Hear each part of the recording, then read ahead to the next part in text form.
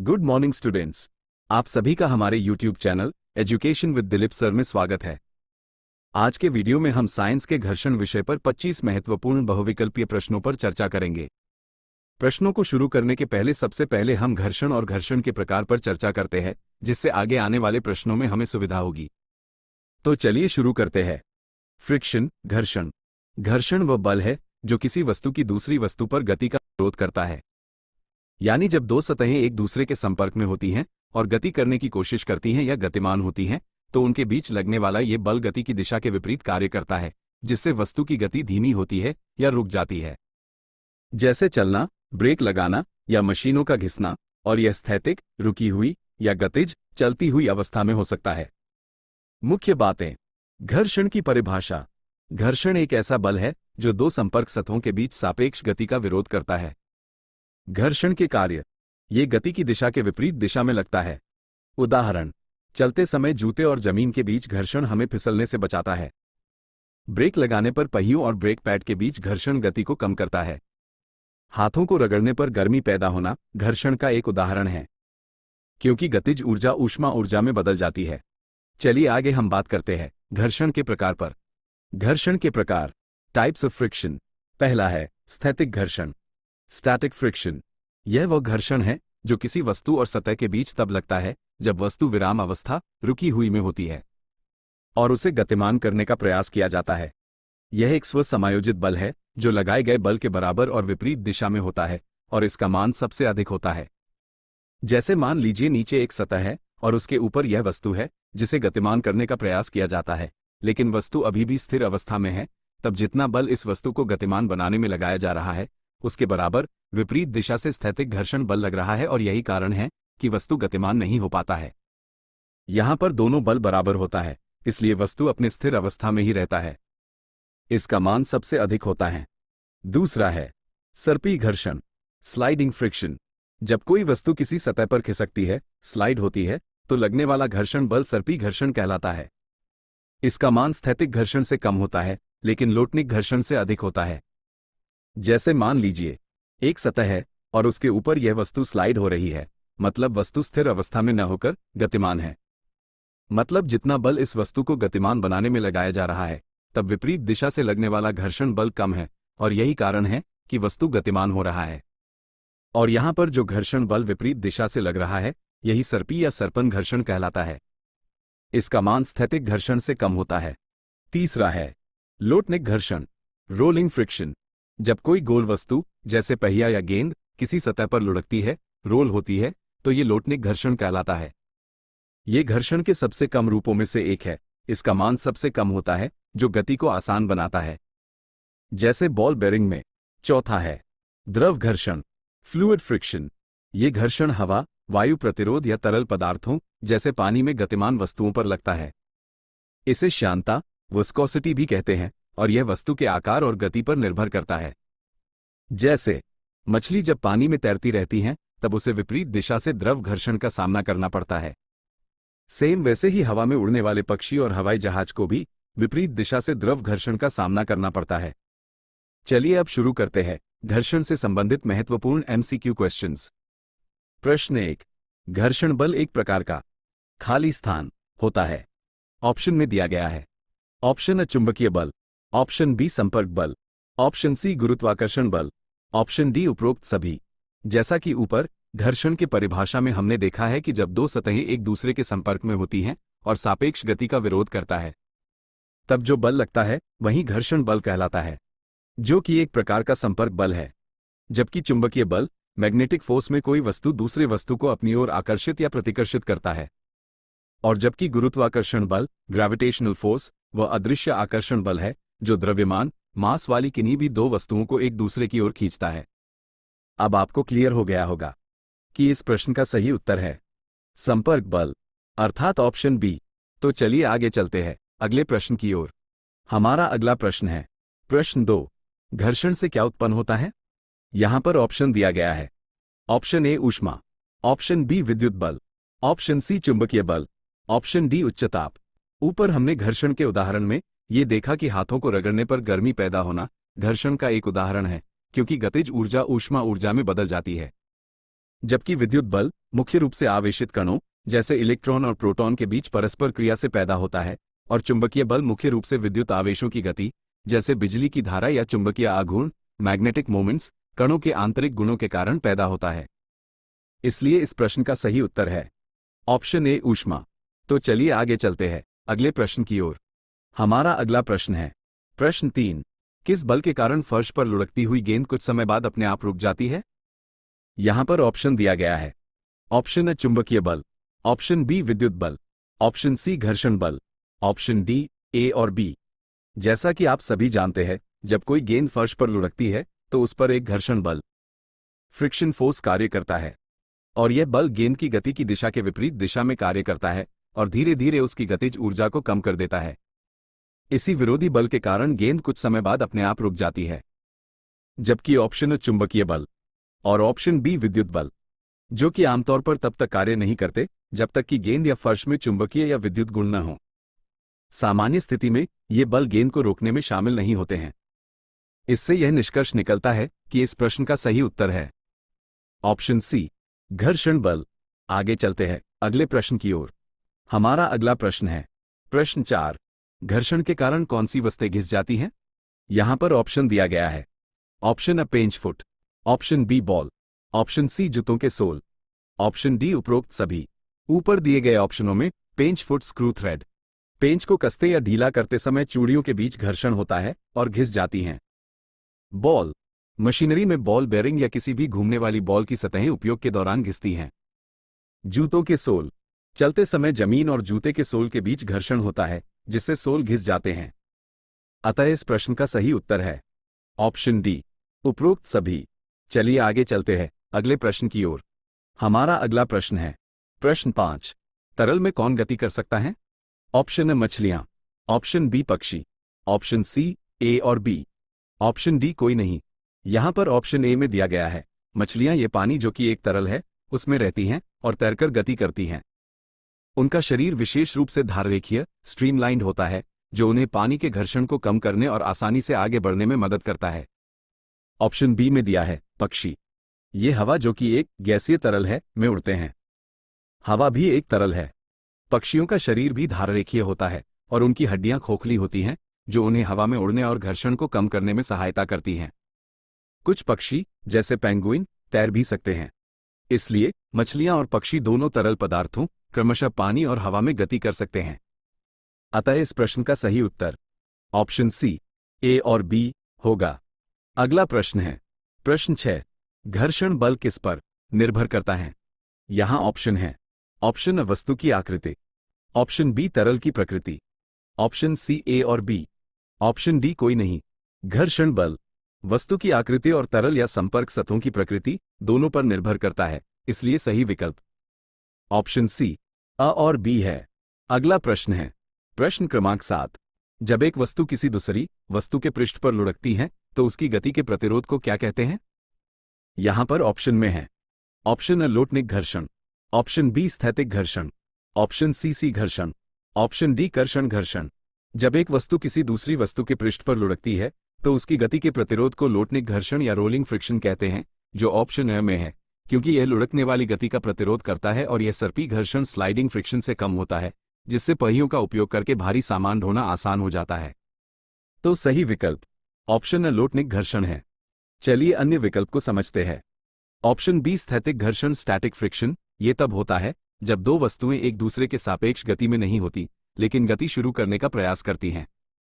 Option C सर्पी घर्षण sliding friction, ये तब होता है जब एक वस्तु किसी दूसरी सतह पर फिसलती है। ऑप्शन डी कर्षण घर्षण, यह एक विशिष्ट प्रकार का घर्षण है जो एक वस्तु जैसे कार का पहिया को किसी सतह जैसे सड़क पर आगे बढ़ने या खींचने के लिए आवश्यक बल प्रदान करता है। आशा है इस प्रश्न के सभी ऑप्शन आपको समझ आ गया होगा और सही उत्तर भी आपको मिल गया होगा। तो चलिए आगे बढ़ते हैं अगले प्रश्न की ओर। अगला प्रश्न है प्रश्न क्रमांक 8। घर्षण बल सदैव गतिशील वस्तु की किस दिशा में लगता है? यहां पर ऑप्शन में दिया गया है। ऑप्शन ए गति की दिशा में, ऑप्शन बी विपरीत दिशा में, ऑप्शन सी ऊर्ध्वाधर दिशा में, ऑप्शन डी ए और बी दोनों। इस प्रश्न का सही ऑप्शन है ऑप्शन बी विपरीत दिशा में, क्योंकि घर्षण बल हमेशा उस बल का विरोध करता है जो वस्तु को गतिमान करता है, इसलिए ये गति की दिशा के ठीक विपरीत दिशा में कार्य करता है ताकि वस्तु की गति धीमी हो या रुक जाए। चलिए आगे बढ़ते हैं। अगला प्रश्न है प्रश्न क्रमांक 9। घर्षण कम करने के लिए गतिशील पुर्जों के बीच किसका उपयोग किया जाता है? यहां पर है option A grease, option B तेल, ऑप्शन सी महीन पाउडर, ऑप्शन डी उपरोक्त सभी। घर्षण कम करने के लिए गतिशील पुर्जों के बीच ग्रीस, तेल और महीन पाउडर जैसे ग्रेफाइट पाउडर का उपयोग किया जाता है, जो सभी स्नेहक लुब्रिकेंट्स कहलाते हैं। इसलिए सही उत्तर ऑप्शन डी उपरोक्त सभी है, क्योंकि ये सभी घर्षण को कम करते हैं और मशीनों को सुचारू रूप से चलाने में मदद करते हैं। जैसे ग्रीस भारी मशीनों और जहां तेल जल्दी बह सकता है वहां ग्रीस का उपयोग होता है। तेल, ऑयल, इंजन और अन्य पुर्जों में घर्षण कम करने के लिए सबसे आम तरीका है महीन पाउडर, फाइन पाउडर या ग्रेफाइट पाउडर के रूप में ग्रेफाइट का उपयोग भी किया जाता है, खासकर ऐसी जगहों पर जहां तेल या ग्रीस का उपयोग संभव न हो। ये सभी पदार्थ सतहों के बीच एक पतली परत बनाकर सीधे संपर्क को रोकते हैं, जिससे रगड़ और गर्मी कम होती है। आशा है आपको सभी जानकारी समझ में आ गया होगा। तो चलिए आगे बढ़ते हैं अगली प्रश्न की ओर। प्रश्न क्रमांक 10। घर्षण किस कारण से होता है? यहां पर ऑप्शन दिया गया है। ऑप्शन ए 2 पृष्ठों की अनियमितताओं के कारण, ऑप्शन बी 2 पृष्ठों की नियमितताओं के कारण, ऑप्शन सी क और ख दोनों, ऑप्शन डी इनमें से कोई नहीं। घर्षण का मुख्य कारण 2 पृष्ठों की अनियमितताओं का आपस में उलझना है, भले ही सतहें कितनी भी चिकनी दिखाई दें। अतः सही ऑप्शन है ए 2 पृष्ठों की अनियमितताओं के कारण। चलिए इसे अच्छी तरह से समझते हैं। प्रत्येक सतह, चाहे वो कितनी भी चिकनी लगे, उसमें सूक्ष्म अनियमितताएं होती हैं। जब दो सतहें एक दूसरे के संपर्क में आती हैं तो ये अनियमितताएं आपस में फंस जाती हैं या उलझ जाती हैं। गति करने या गति की कोशिश करने पर इन उलझी हुई अनियमितताओं के कारण गति में बाधा उत्पन्न होती है, जिसे हम घर्षण बल कहते हैं। आशा है आप सभी को यह अच्छी तरह से समझ में आ गया होगा। चलिए अगले प्रश्न की ओर। हमारा अगला प्रश्न है प्रश्न क्रमांक 11। निम्नलिखित में से कौन सा घर्षण का प्रकार नहीं है? अ. स्थैतिक घर्षण, स्टैटिक फ्रिक्शन। बी. सर्पी घर्षण, स्लाइडिंग फ्रिक्शन। सी. लोटनिक घर्षण, रोलिंग फ्रिक्शन। डी. गुरुत्वाकर्षण, ग्रेविटी। इसका सही ऑप्शन है ऑप्शन डी, गुरुत्वाकर्षण। आगे बढ़ते हैं। अगला प्रश्न है प्रश्न क्रमांक 12। बॉल बेरिंग का उपयोग किन चीजों में किया जाता है? यहां पर ऑप्शन है। ऑप्शन ए छत के पंखों में, ऑप्शन बी साइकिलों में, ऑप्शन सी नाभि हब, ऑप्शन डी उपरोक्त सभी। वास्तव में बॉल बेरिंग का उपयोग मशीनरी में गतिमान भागों के बीच घर्षण को कम करने के लिए एक सामान्य तंत्र है, जिसमें हब, नाभि और एक्सल शामिल हैं, जैसा कि पंखे और साइकिल दोनों में होता है। चूंकि बॉल बेरिंग का उपयोग दिए गए सभी विकल्पों में किया जाता है, इसलिए ऑप्शन डी उपरोक्त सभी सही उत्तर है। अगला प्रश्न है प्रश्न क्रमांक 13। कौन सी प्रक्रिया में ऊर्जा का क्षय होता है? ऑप्शन ए तरल में गति, ऑप्शन बी घर्षण बल, ऑप्शन सी ए और बी, ऑप्शन डी कोई नहीं। ऊर्जा का क्षय ऑप्शन ए तरल में गति और ऑप्शन बी घर्षण बल दोनों प्रक्रियाओं में होता है, क्योंकि ये गतिक ऊर्जा को ऊष्मा और ध्वनि जैसी अनुपयोगी ऊर्जाओं में बदलते हैं, जिससे ऊर्जा का नुकसान होता है और कार्यक्षमता घटती है। इसलिए सही ऑप्शन सी, ए और बी है। अगला प्रश्न है प्रश्न क्रमांक 14। उल्का और शूटिंग सितारों की बौछार का क्या कारण होता है? ऑप्शन दिया गया है। ऑप्शन है हवा का घर्षण, ऑप्शन बी कार्बन डाइऑक्साइड का घर्षण, ऑप्शन सी अंतरिक्ष यान का घर्षण, ऑप्शन डी उपरोक्त सभी। यहां पर सही ऑप्शन है ऑप्शन ए, हवा का घर्षण। क्योंकि जब उल्कापिंड पृथ्वी के वायुमंडल में बहुत तेज गति से प्रवेश करते हैं तो वे वायु के कणों से टकराते हैं। इस टकराव से घर्षण और संपीड़न के कारण अत्यधिक गर्मी उत्पन्न होती है, जिससे उल्कापिंड जलने लगता है और हमें प्रकाश की एक चमकदार लकीर या शूटिंग स्टार दिखाई देता है। आशा है आपको ये समझ में आ गया होगा। तो चलिए आगे बढ़ते हैं अगले प्रश्न की ओर। अगला प्रश्न है प्रश्न क्रमांक 15। अधिकांश मशीनों में सर्पण घर्षण, जिसे सर्पी घर्षण भी कहते हैं, को लोटन घर्षण में किसके प्रयोग से प्रतिस्थापित किया जाता है? ऑप्शन है ऑप्शन ए स्नेहक, option B powder, option C ball bearing, option D उपरोक्त सभी। यहां पर ऑप्शन ए है स्नेहक। लुब्रिकेंट्स जैसे तेल या ग्रीस का उपयोग घर्षण को कम करने के लिए किया जाता है, लेकिन वे सतहों के बीच एक पतली परत बनाकर संपर्क को रोकते हैं, न कि वे घर्षण के प्रकार सर्पण से लोटन में सीधे बदलते हैं। ऑप्शन बी में है पाउडर, जैसे टैल्कम पाउडर का उपयोग कुछ विशिष्ट अनुप्रयोगों जैसे कैरम बोर्ड में घर्षण को कम करने के लिए किया जा सकता है, लेकिन यह मशीनों में सर्पण को लोटन में बदलने का मानक यांत्रिक तरीका नहीं है। ऑप्शन सी में है बॉल बेरिंग, और यही इस प्रश्न का सही उत्तर है, क्योंकि मशीनों में सर्पण घर्षण को बॉल बेरिंग के उपयोग से लोटन घर्षण में बदल दिया जाता है। लोटन घर्षण सर्पण घर्षण से बहुत कम होता है, जिससे ऊर्जा की हानि कम होती है और मशीनों की दक्षता बढ़ती है। आशा है आप सभी को इस प्रश्न का उत्तर समझ में आ गया होगा। तो चलिए अगले प्रश्न की ओर। अगला प्रश्न है प्रश्न क्रमांक 16। निम्नलिखित में से कौन सा लोटनिक घर्षण का लाभ है? ऑप्शन ए तेज गति, ऑप्शन बी घर्षण को कम करें, ऑप्शन सी गर्मी उत्पन्न करें, ऑप्शन डी उपरोक्त सभी। सही ऑप्शन है बी, घर्षण को कम करें, क्योंकि लोटनिक घर्षण रोलिंग फ्रिक्शन का मुख्य लाभ यह है कि यह अन्य प्रकार के घर्षणों जैसे सर्पी घर्षण और स्थैतिक घर्षण की तुलना में बहुत कम घर्षण उत्पन्न करता है। चलिए थोड़ा समझने का प्रयास करते हैं। जब कोई वस्तु किसी सतह पर लुढ़कती है तो लोटनिक घर्षण काम करता है। ये गति के प्रतिरोध को काफी कम कर देता है, जिससे वस्तुओं को स्थानांतरित करना आसान हो जाता है, जैसे पहियों या बॉल बेयरिंग का उपयोग करके। अन्य ऑप्शन सही क्यों नहीं हो सकते? ऑप्शन ए तेज गति, घर्षण कम होने से गति संभव होती है या आसान हो जाती है, लेकिन तेज गति सीधे तौर पर घर्षण का लाभ नहीं बल्कि कम घर्षण का परिणाम है, क्योंकि घर्षण स्वयं गति का विरोध करता है। ऑप्शन सी गर्मी उत्पन्न करें, घर्षण से गर्मी उत्पन्न होती है, लेकिन यह आमतौर पर एक नुकसान होता है, क्योंकि इससे ऊर्जा की हानि होती है और टूट फूट हो सकती है। लोटनिक घर्षण का लाभ गर्मी उत्पन्न करना नहीं है बल्कि कम गर्मी उत्पन्न करना है। ऑप्शन डी उपरोक्त सभी। चूंकि अन्य विकल्प अ और सी सीधे तौर पर घर्षण के लाभ नहीं है, यह विकल्प गलत है। आशा है ये प्रश्न आपको समझ में जरूर आया होगा। तो चलिए आगे बढ़ते हैं अगले प्रश्न की ओर। अगला प्रश्न है प्रश्न क्रमांक 17। साबुन के फर्श पर गति करना कठिन होता है क्योंकि।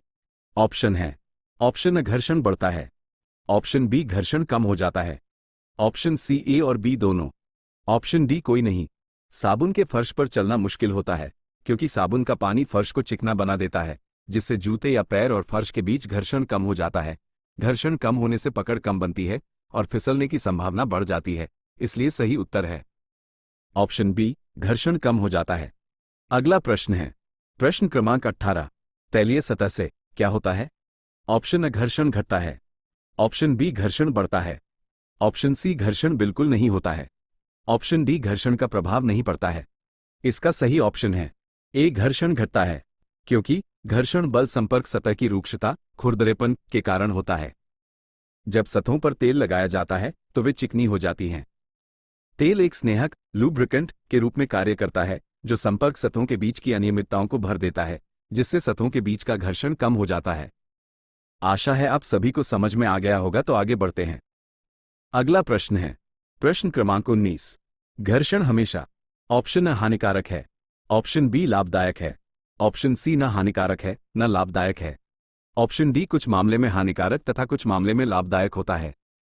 इसका सही ऑप्शन डी, कुछ मामले में हानिकारक तथा कुछ मामले में लाभदायक होता है होगा, क्योंकि घर्षण चलना, लिखना और वाहनों को रोकना जैसे कई दैनिक कार्यों के लिए आवश्यक मतलब लाभदायक है, लेकिन यह मशीनों के पुर्जों को घिसने और ऊर्जा की हानि का कारण भी बनता है, इसलिए हानिकारक है। चलिए घर्षण कहाँ पर लाभदायक और कहाँ पर हानिकारक होता है इसे समझते हैं।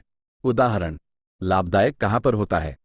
एक घर्षण के कारण ही हम जमीन पर चल पाते हैं, वरना फिसल जाते। 2 माचिस की तीली को सतह पर रगड़ने पर आग लगती है। 3 वाहनों के ब्रेक घर्षण के कारण ही काम करते हैं। हानिकारक कहाँ पर होता है? एक घर्षण के कारण मशीनों के पुर्जे घिस जाते हैं और टूट फूट होती है।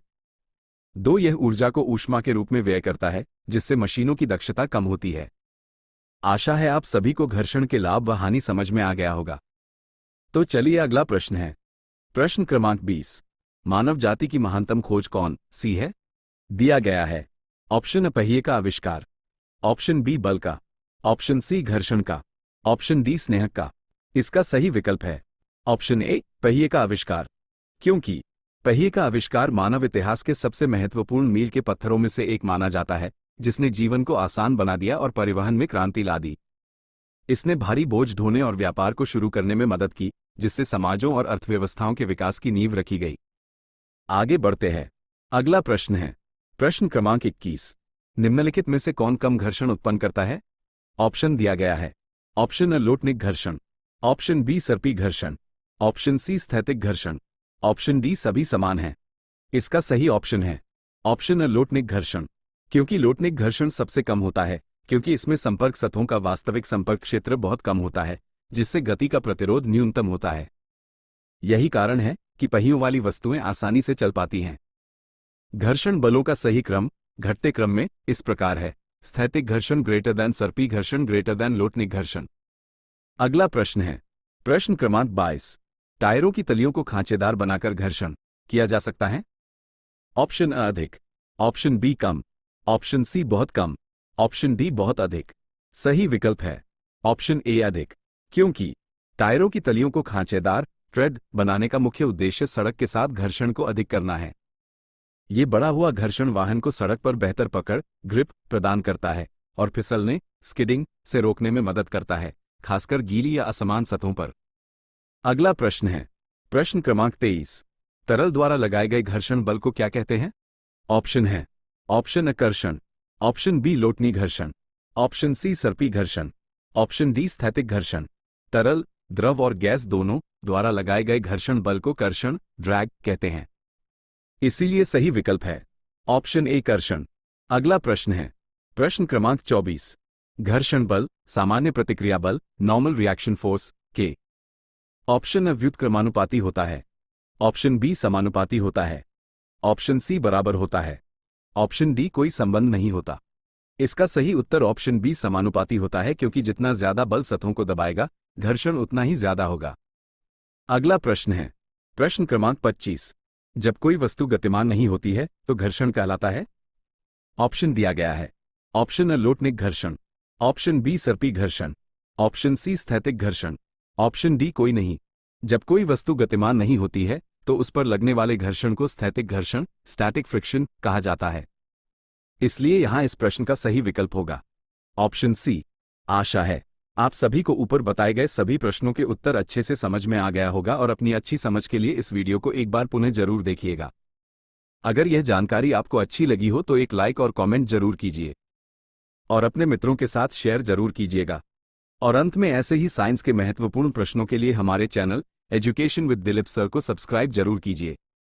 Thank you.